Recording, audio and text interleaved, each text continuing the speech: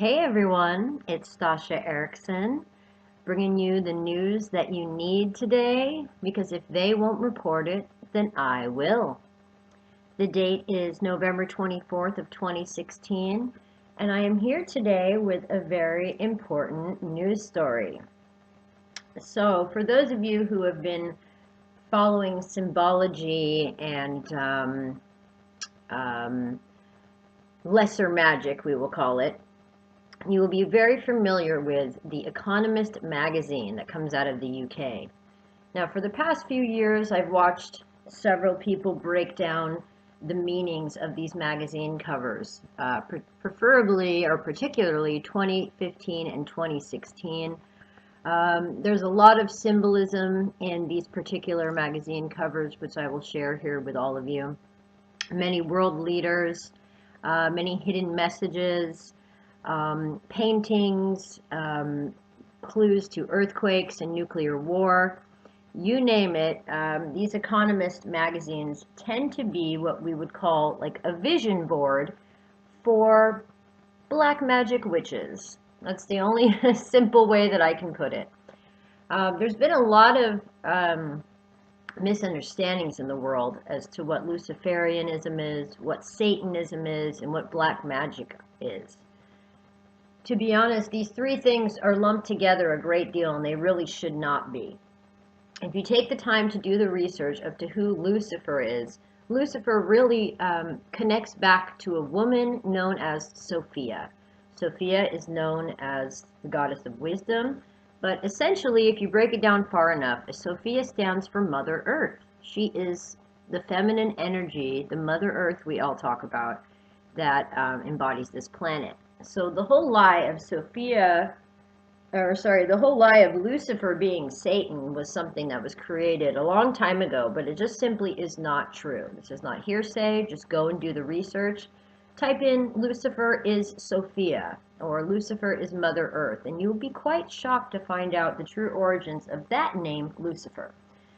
So anyone who calls himself a Luciferian and does black magic based in Lucifer's name, they honestly don't even know what they're doing. They don't know who they are praying to. And I can tell you right now, Mother Earth does not want sacrifices done in her name.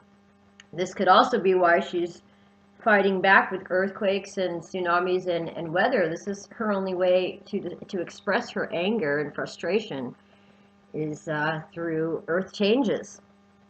And the second point, Satanism, that's just another thing that gets lumped into so many different categories. If you really do the research about Satan as well, he's really nothing to do with black magic. At some point, people lumped all of these things together. If you really do a lot of research about Satan, in fact, I have a video on this channel called The Many Names of Satan. If you look through my podcast called The Message 2015, there's a video called The Many Names of Satan. Satan has been linked to every character throughout history, every cultural belief system. He's known as Zeus to some people. He's known as Odin to others. He has many names, and as I mentioned in a few videos before, the Freemasons and the Illuminati believe that they believe that Satan is Jesus, as in Jesus Christ. So there's a lot of confusion as to who's Lucifer, who's Satan, what's a Satanist, what's a Luciferian, and then we get to honestly the real culprit today, and that is black magic. Black magic is such an old craft that it kind of predates a lot of written word in history. So many people still don't even really understand what they're doing when they do black magic. In fact, the witches and warlocks themselves really honestly don't know what they're doing. They've been passed down literature that, like the telephone game, was changed over and over and over again because much of it was passed down by word of mouth.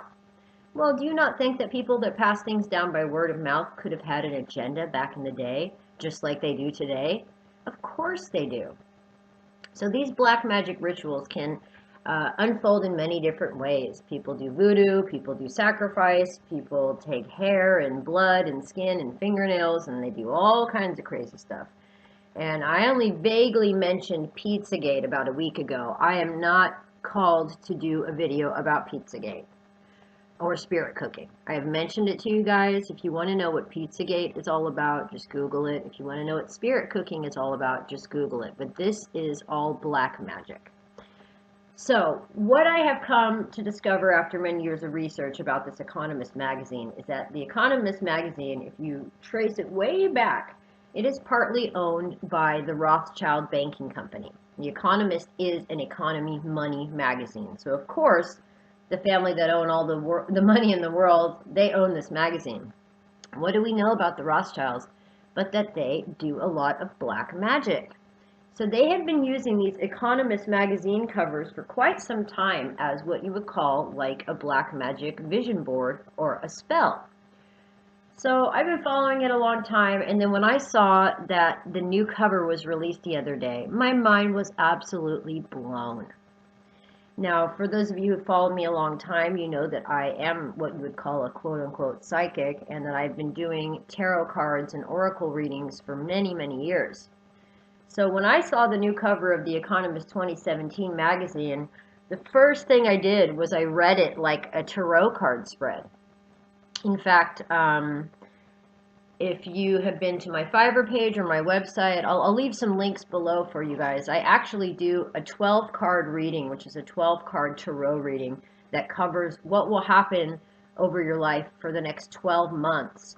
I do that on a website called Fiverr, and the cost is only $10. I know some people that charge $10 for one tarot card.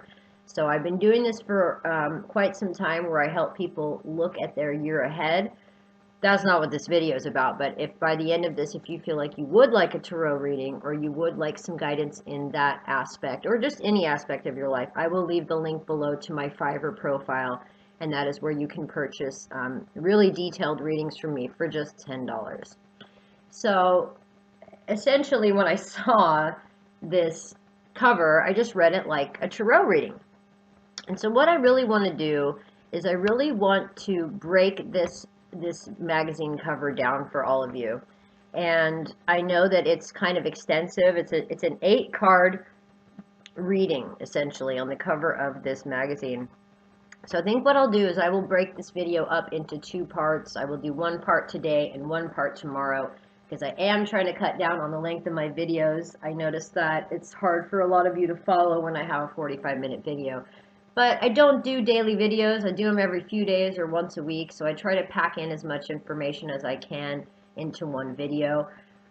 So I do apologize if these get a little bit lengthy at times. But what I'm going to do today is I'm going to break down the first 4 tarot cards in the spread. When you have 2 rows of cards, you essentially are reading 1 row as one position and the second row as another position. So the first row could really symbolize like the past and the present situation, and then the second row could really symbolize the future. Or you could just consider the first line the past and the second line the future. But there's always a theme when you're separating the cards into rows like that. So today I'm going to break down the first 4 cards on the 2017 magazine. Now I'm going to break them down from a tarot card reader's perspective, but then I'm also going to give you my own feedback as to what I believe they mean when they created this cover.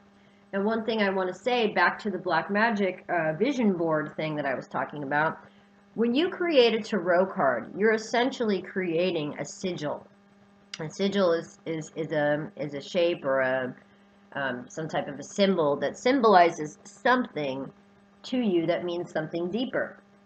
So each tarot card that was drawn for the Economist cover, it was based off of the original tarot card, and then it was changed to suit the agenda or message that they wanted to kind of portray to all of you.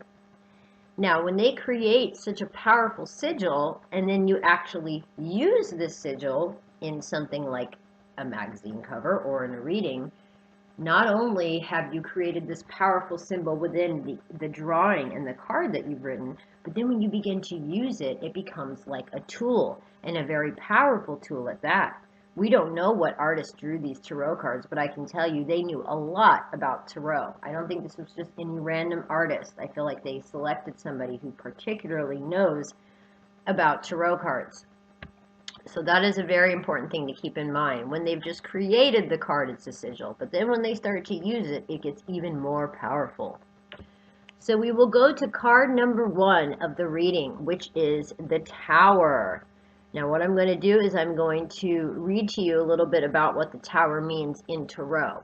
And one other thing I wanted to mention about Tarot, many people are like really afraid of Tarot and they think that this is some type of a black magic or witches thing, and it's really not. The history behind Tarot was that playing cards first entered into Europe in the late 14th century.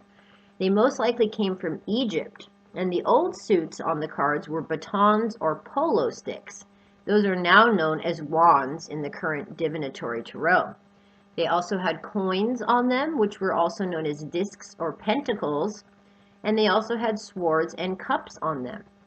So again, this was starting in the 14th century. And also, the word tarot actually was derived from the word Torah. And the Torah, as we all know, was the original Hebrew Bible. I also believe that the Torah tends to be one of the only religious texts that I found that does not seem to have been manipulated with. Much like the King James Version, which we have all seen as of late, has been highly manipulated from everybody from Queen Elizabeth to the Mandela effect.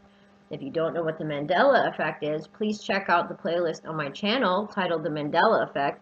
And I have one video that's called The Bible and Astrology Have Changed. If you are not aware, your loving and go-to Bible, known as the King James Bible, has been altered with severely over the past year. Even your old Bible that may be 100 years old is probably affected by this. It's a really deep thing for me to get into, so please check out my video about the Mandela effect and the Bible changing.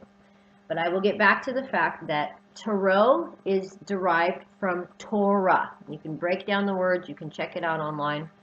And so essentially the Tarot cards, every Tarot card deck, which consists of 78 cards, was based off of the original Hebrew Bible. So for anybody who thinks this is evil, it's not. It's really storytelling based off of our own human history story. So for those of you who, again, who didn't know this or thought that it was some type of black magic or witch thing, it's not. The Tarot was based off of basically the oldest Bible that we have. Okay, so now let's get to the meaning. The first card we have here is the Tower. Now, I noticed right away that the Tower, and all of these cards have been totally changed around. When I see the Tower card here, I see a declaration on the door, on the front door, which I believe stands for Martin Luther, and his declaration. And then on the two sides, I see people divided. I see Russia on the left, and I see a Christian cross on the right, or what you call a crucifix. To me, what that represents is the divide of the Orthodox Christianity and Catholicism. You don't really tend to see Jesus on a cross in basic Christianity. He's usually on a cross for Catholicism. I've talked about this in my book, Diary of an Asset, that I believe Catholicism is very linked to cannibalism. So I see a huge symbolism in that first card. I also see a lightning bolt coming down and separating the Tower in two, which shows me there will be a huge divide between these two religions. This has been going on for a long time, though. Also, I see black smoke all around the top of the Tower. Black smoke also stands for basically spirits, unseen spirits, jinn, genies, smoke monsters, things like that. But it kind of brings in darkness and death and mystery. So that's what I see on their depiction of the card. Now I will read you the traditional meaning here. The Tower card experience is any experience that shakes the foundation of your current sense of security and or forces you question to your strongly held beliefs, perceptions, attitudes, and behaviors. So a Tower card is basically breaking apart everything that brings you safety and security, and it shakes up your most strongly held core beliefs, that really your moral code and what you expect out of the world. It is often descriptive of a major upheaval, disruption, emergency, or a crisis. and is likely to bring chaos in the aftermath of such an event. However, there is a bright side always to the Tower card. The most important aspect of the Tower is that with any destruction, there comes creation. Thus, the Tower card represents an awakening, and it is about inspiration, freedom, reality, and the release from bondage. It is truth and honesty in this card that comes as a bolt of lightning to you through a shocking and impactful life event. It represents a necessary experience that forces you to get out of your comfort zone and to grow beyond your present level. And so what this means to me is that, especially considering that it's being depicted here with two major world religions, is that there is going to be a real awakening here about the truth about religion, organized religion, Christianity versus Catholicism, Orthodox religions. These texts have been manipulated so severely over time that I've literally been just making this my life's work for the past 5 years to try to get to the bottom of why we have such a large divide in this world. And mostly it always comes down to religion. So I feel that scholars like myself and many of you out there on YouTube that are trying to educate everybody on a spiritual side, I believe that finally all the work that we've been doing is going to be taken seriously, and that there will no longer be books of words that divide people, but there will be understanding and more empathy, and we will just automatically learn to accept and love each other for our differences. The best part about planet Earth is that we're all different and we're all unique. So if we all sign up for one religion, or if we all sign up for one political party, how do we ever learn? So I feel that this card is symbolizing a beautiful awakening that is happening with all of humanity. Truth and honesty are coming, and the lightning bolt really cuts out all the BS, if you will. So I see this being an amazing symbol to start off 2017 with. Now, the second card is the Judgment card. And the Judgment card, they have slightly askew here, and so I'm sure that means something. That sometimes when you're doing a reading, cards will just physically pop out of the deck when you're shuffling them. And when those cards pop out, they're really meant to be really paid attention to. And I believe that this second card, the Judgment card, is something that we really need to pay attention to. I feel like this is going to be one of the most important cards in the spread. Now, in their depiction of the Judgment card, we have good old Donald Trump sitting on top of the world. He's sitting on top of an American flag that's kind of spiraled up, almost like a serpent. He has a golden eagle, and then he has another thing in his hand. I believe that is something to do with like the Lorraine cross or orthodoxy as well. It's a really old symbol. But either way, the main thing here is he's sitting on top of the world, and he's about to judge everybody. Now, one of the funny things about the Judgment card is it's usually depicted with an angel blowing on a trumpet. So Trump and trumpet and the Judgment card really go together. Now, some people believe when they hear the trumpet call that that means the beginning of the end of the world. But I also know when the trumpet is blown that angels are in our presence and that there is an announcement of peace and harmony coming throughout the world.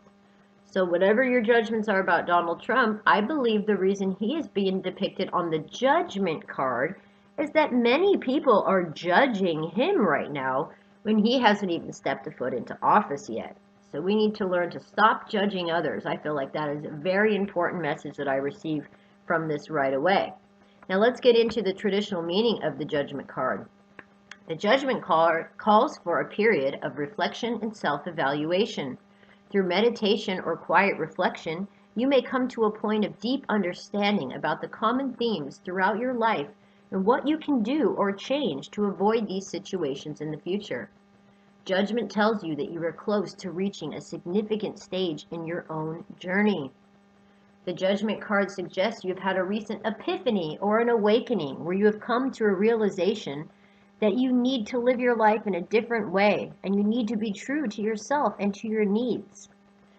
You have just opened yourself up to new possibilities, to lead a fulfilling life that serves your higher needs and that offers inspiration and hope to others. You feel as though you've had a calling in life and you are getting much closer to the point where you need to take action. Something that was lying dormant within you, some unconscious knowledge or truth, is finally being awakened and brought into the light. So this really echoes and reflects exactly what I was saying that I felt here. We are coming into a point of awakening. We are coming into a higher purpose. We are going to start seeing things from a different perspective, and we will begin to stop judging others based upon face value. Never judge a book by its cover, because we never know what's coming. That's the beauty of this. Even myself, as what you would call a psychic, I can't see the future. I can't predict the future. I might have visions, I might have intuitions, I might have little nudges inside of me that will guide me in one direction or the other as to how I think my life is going. But there's always a surprise element. No one can truly see the future.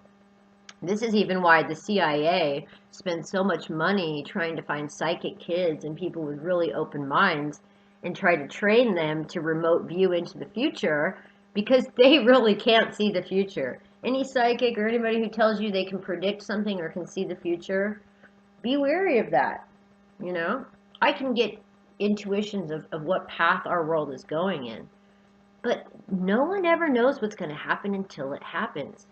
So this is one of those times where we have to stop assuming what is going to happen and stop expecting a negative outcome and just start having hope and faith. Because I think we're about to see a very interesting change of events out there in the world. And speaking of the world, we're on to card number 3. Now, in the world card here, I see a big sun shining in the background. I see praying hands, and I see a Bible at the top. And then down at the bottom, I see 3 different institutions. It looks like we've got the Egypt and a couple of congressional buildings. And they seem to be linked to art, music, and theater. Now, the Bible and the praying hands seem to be floating away back towards the sun, or look like they're returning back to source. So this is what I've been feeling the whole time. Praying and religion are on their way out. They do not want faith to exist in this new world. In fact, one of the main reasons Donald Trump has been attacked is because he's an evangelical Christian. Now, I'm not an evangelical. I believe that a lot of evangelical beliefs are very strict, but I do believe in God, and I do believe if I had to choose a religion, as I've told people over and over again, I would choose Christianity because I love the unconditionally loving message. Sometimes I wish that I hadn't done so much research about Jesus and Satan and all of these guys behind the scenes, because then I'd just raise my hand and proudly yell, I'm a Christian. But I know what's been done to that sect over the years, so I'm very weary to say that I am because of everything else that it's represented by. But the basic golden rule, treat others how you want to be treated. Give respect and love to those that surround you. Be unconditionally loving to everybody next to you. Treat your brother the same as you would treat yourself. That's what I believe Christian values really are, or what they were meant to be. And so we just need to have some kind of values within us, and now we don't anymore. And in this card, it shows that books, art, and entertainment, such as theater and television and all this stuff, are being controlled now by the world governments and Congress and all the guys behind the scenes. They're not the creative ones, they're the money guys. So we have to now pull the prayer and the books and the faith and the belief back down to ourselves and stop detaching so much. People look around them at a sick world and say, oh, F it, I'll just become a Satanist because, God, there clearly can't be a God existing in this world. But that's just simply not true. Most of the negativity that you see on a daily basis is projected to you on a black mirror, aka your television screen. Do you really go out down the street and see people fighting in the streets in your neighborhood? Probably not. They want to instill fear on humanity and make people want to hide out and just sit from their computer all day and not go out there and experience and see all the beauty that truly exists in the world. Because there's a lot of beauty out there. So we can't let the prayer and the faith get away from us. That is what I see happening in this world card, and I do see that they are controlling these other main bodies of entertainment. So I will get to the meaning of the World card as well. The world signifies completion, achievement, and fulfillment. All of your efforts are finally paying off and you have reached the end of a journey or have completed a major life cycle. You have endured hardships and challenges along the way, but these have only made you stronger and significantly wiser and more experienced than when you first started on your journey. A long-term project, a period of study, a relationship, or a career has come full circle, and you're now feeling a sense of closure as well as of achievement and accomplishment. It could represent a graduation, a marriage, the birth of a child, or the attainment of a long-held dream or aspiration. You have finally accomplished your goal and purpose. Everything has come together, and you are now in the right place doing the right thing, achieving what you have envisioned, and feeling fulfilled and complete. In this sense, the World card also heralds new beginnings that naturally emerge out of the completion cycle. So in this card, the main overall theme is that the world is your oyster. We have so many things here that we can pull from, and we have been on such a journey of our own soul. We're here on Earth's soul school every time we reincarnate. And now we're kind of coming to the point where we can combine all of the research and all of the knowledge that we've been accumulating over the years and start to put it to use. So all of us creative people out there, I call upon you. Write books, create art, create films, create documentaries. Write books based on spiritual purposes. This is why I started writing books this year. I've released 2 this year already, and I'm now on my 3rd about the Mandela effect, because I believe that technology and computers need to be on their way out, and that books and old school things that we can hold in our hand should truly be the future. So it's a really call to action to everybody out there who is creative and has some type of the skill. Start putting as much positive content as you can out there, and eventually will outweigh all the negative.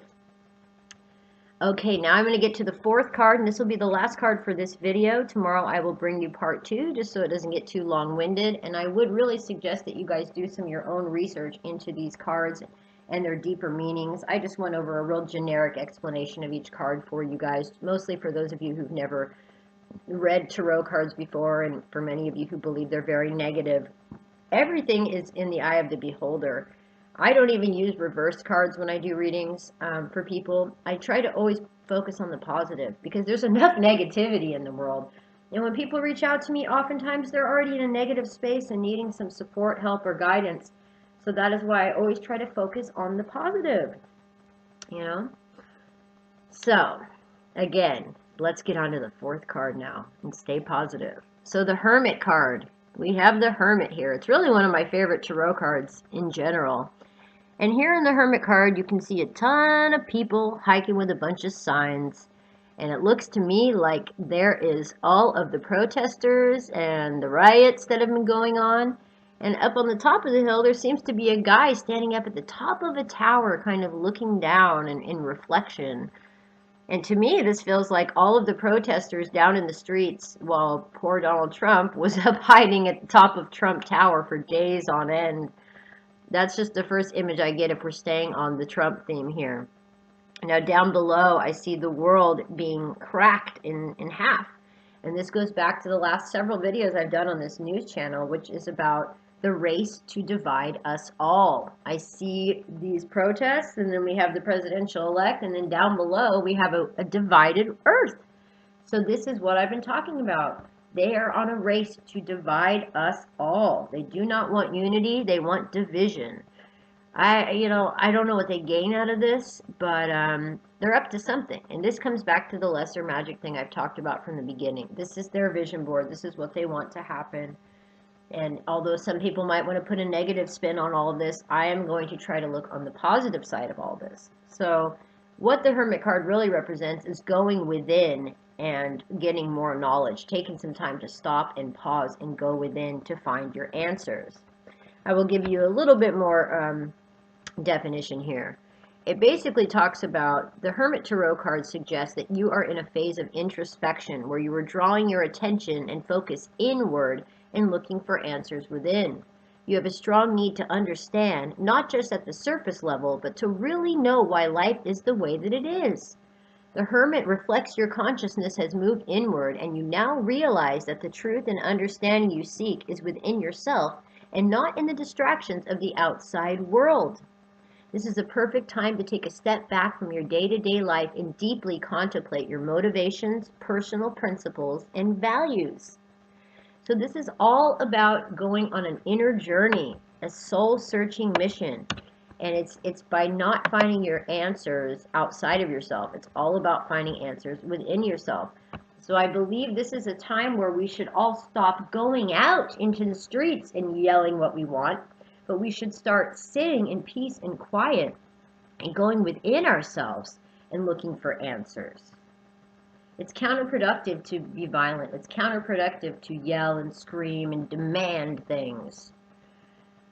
So I think the best thing that we can do now is start to stop thinking so much, stop looking for our answers and for our impressions on people outside of ourselves, and truly go on this inner journey to find the answers that we seek. I've talked about it a million times. God exists within our heart and within our soul. And when you can have a talk just with that inner voice of yours, it will lead you to all the answers that you need. And that's it. We can't look for happiness outside of ourselves. We must find it within. And that's the overall message that I received from looking at this magazine cover. So I'm going to take some time to reflect on the next 4 cards. I've already been taking some notes on it. The second row is a lot more heavy duty. So I think I'm going to leave this for today and let you guys reflect on this. Please do some of your research. Do some of your own research. And again, if anybody is interested in having a tarot card reading personally done from me, I will leave the link to my Fiverr profile in the description box below. And again, you can get a 12-card tarot reading to overlook over the next 12 months of your life for just $10. And I really hope that I can help guide and assist many of you in your lives. And for those of you who aren't interested in having a reading, I do hope that this video was helpful for you today and that it has taught you a little bit of something, as well as brought to your attention as to what the plans of the Economist magazine are for 2017. Okay guys, well I hope you enjoyed this news story, and please come back for more updates, because if they won't report it, then I will.